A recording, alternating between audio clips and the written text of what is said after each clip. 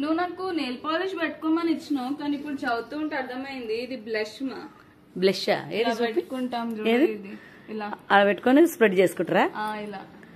ఒరే ఒరే ఒరే ఏది చూపి. Blush blush blush. అవునా? ఒరే మీరు అలాగే చెప్తారు, కళ్ళద్దాలు పెట్టుకొని చూసుకోవాలి అంట. ఇగో నెయిల్ పాలిష్లు అలా పెట్టిర్రే గౌతమ్ అన్న వాళ్ళు షాప్ లో.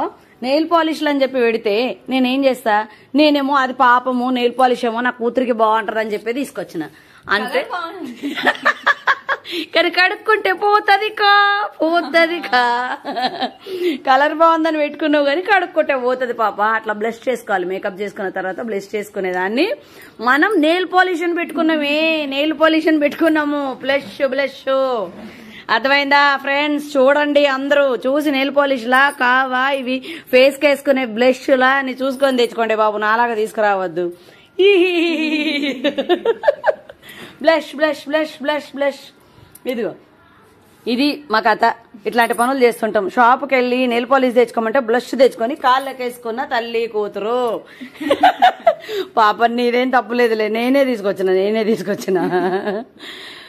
హ్యాపీ నువ్వు పెట్టుకున్న బ్లష్ బ్లష్ ఉన్నదావే?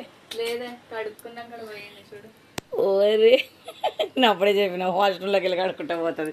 నెయిల్ పాలిష్ అని చెప్పి పెట్టుకుంటే అలాగే ఉంటది. మరి చదవాలి మరి.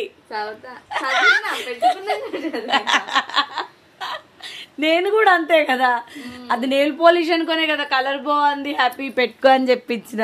అయ్యో ఎలా మోసపోయింది చూడు తల్లి కూతురు తీసేసింది పాపం. ఫ్లెష్ ను పెట్టుకున్న కూతురు.